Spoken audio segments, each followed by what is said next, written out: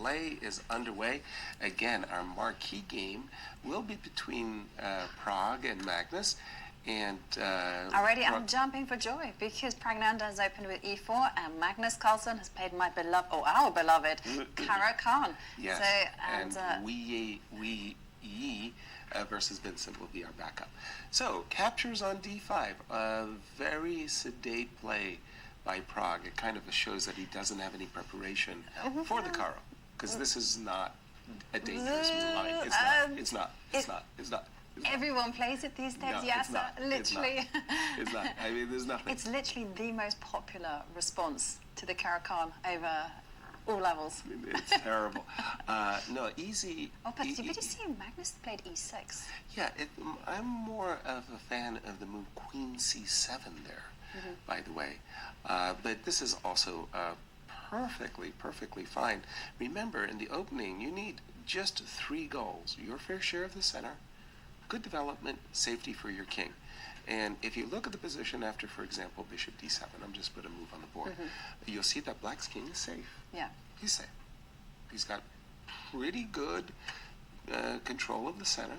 I mean, he's got an extra pawn in the center. There's a c3 versus e6. That's the imbalance, right? Yeah. And, well, I won't say he's got great development. It's okay, the knight on e7. Bishop on d7. The move f7, f6, it's a prelude. Wants to play rook to e8 and e5. Right. So, you're telling me that this is what white is aspiring for? You know, believe it or not, Yasser, these days everyone is playing this. I get it all the time. And this is a really trendy idea that's kind of developed over the last few years. And basically, white wants to just expand as much as possible on the queen side and say, I got extra space. Been there, done that. Yeah. Trust me, I've played thousands of games with the Caro and French and Perks, and these variations never frightened me whatsoever. I really felt I was more than even Steven. A4, okay, kind of a prelude. What you're going to do? Play A5, B5. Magnus says, I don't know what you're driving at, young man, but you're leaving a backward pawn on c3. So usually, White's whole idea is actually to secure the c5 square for a piece. So usually they'll be going a5. This is with the pawn on b7, and then going knight to b3, then c5, and then they're saying, come and get me now. I've got a nice clamp on the queen side. And we see Pragnanda lift the rook up to e3. Rook to e3. Okay, that for me is basically saying, I kind of want to defend this pawn. At the same time, I mean... It's very provocative, because e5 is very tempting. And more than tempting. That's what Magnus has been playing for. I think there's a trick in the position. e5 immediately, there is this nasty little trick. Check this one out. Nice. c4, yeah. What? I thought that, no, you can't take, because that's a discovered check on your queen. So that is one thing that when you time the move e5, you don't want to see this type of a tactic. Bishop d7 to e8. I like this move. Do you think the bishop is going to f7 or perhaps even going to g6? It doesn't matter, actually, whether it be g6 or it be h5. They're more active squares than the bishop on d7. If you force me to, yes, I wanted to say, if you play queen e1 and you force me to put the bishop on f7, I think the bishop is actually more flexible on f7 than d7, as, again, at a certain moment, I will deal with the e6 pawn, and I'll have something going on the queen side. Like you said, a5, hoping that you please take the pawn so that you can get your knight, you'll go b5, of course, but then you can get your knight comfy to c5. Knight f5, and that's Magnus Carlsen at his provocative best. He said, excuse me, I would like to interrupt your grand designs on the queen side. I'm going to play knight f5 and tickle your rook. What do you say? Would you take it? Well, the alternative is just stepping back with the rook to e2. That is the alternative.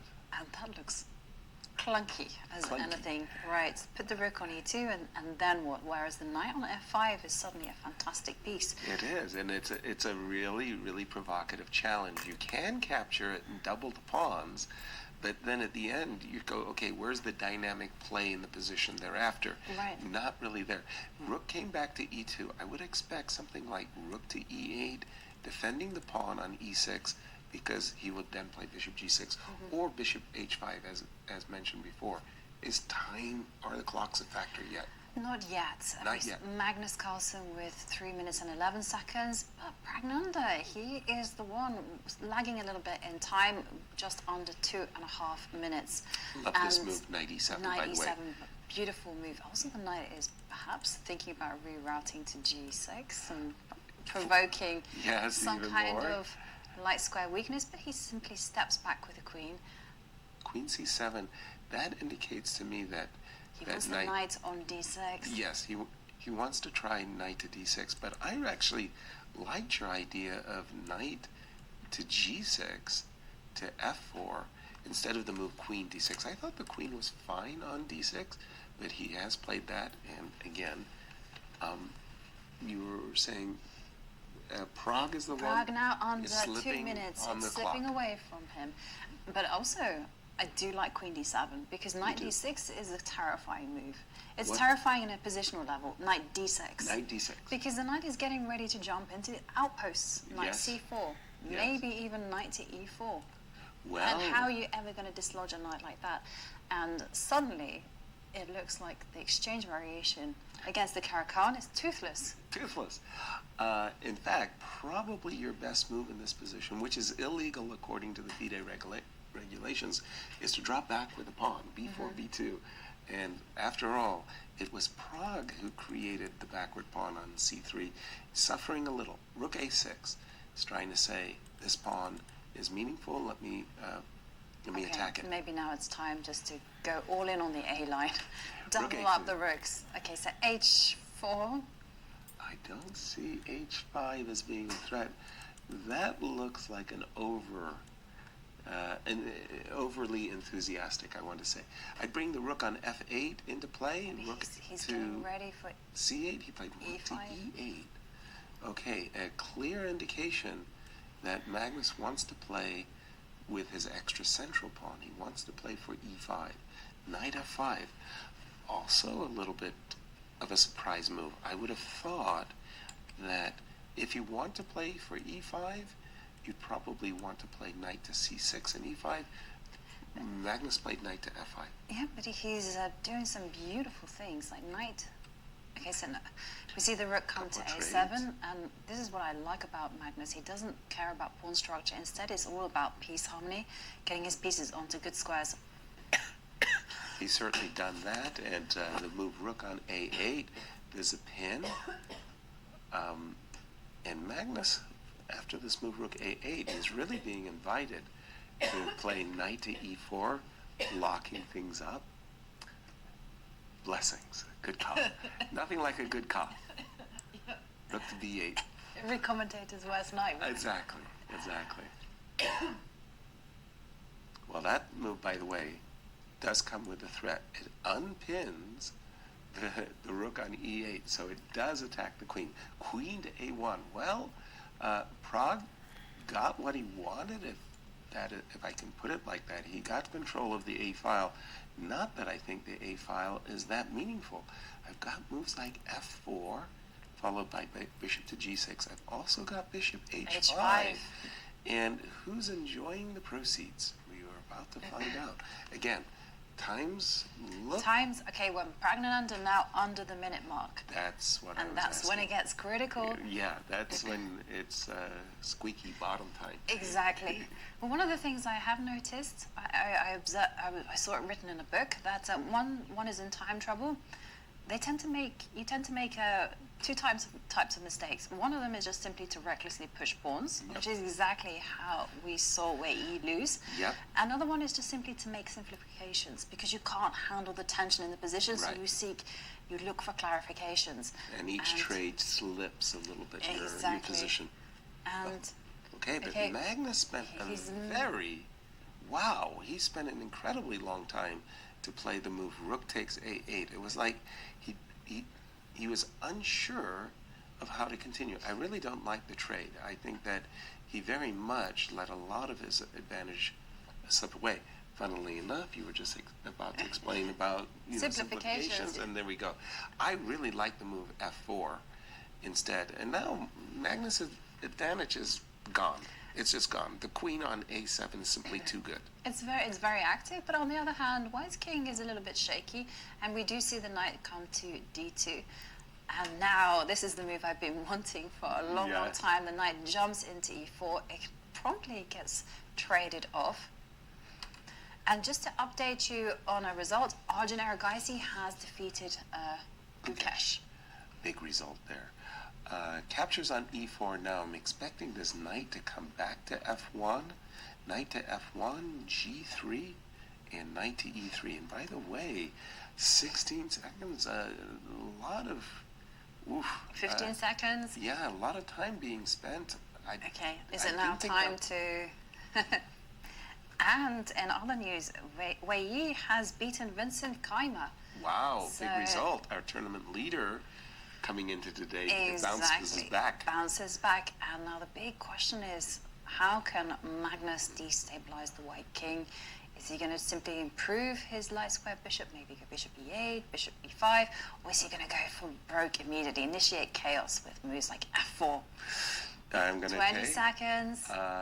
h6. Okay, knight to e3. Securing king. Queen to b7. Surprise move. I would be so happy to play knight takes e5. Knight to e3 would have... 10 seconds. It's Magnus 15 seconds and ticking down. And Magnus is 10 seconds. Okay, now he goes for g5. Wow. Ooh. Okay, that is... He's rolling the dice. Yes. And now the knight comes into e3, targeting f5, bishop to e6, queen to c6, attacking the bishop. Now the king comes in, protecting everything. He's 8 seconds for Pragnanda, and now... Well timed, c4. Now you get to play d5. That's a tempo against the bishop. Drive it back, and we have queen h6 pursuing an attack. He's done it. He's gone for it. The queen will come out to f6. This is a very risky move. Yeah, he has the attacker's instincts. Let's say, check. Right, but if the queens get traded off, the position will favor Magnus. And now 5 seconds for Magnus. Knight takes c4, threatens d6 mate. No, it's not mate, but it threatens d6. d6. King runs to d7, and another one goes. Queen. The queen comes in, and the bishop is going to fall off. But the knight on b6. Take the bishop, take on f5. Is on freeze, and now he takes. Take on g5, and after all of the fireworks, Magnus is a pawn down in a queen ending.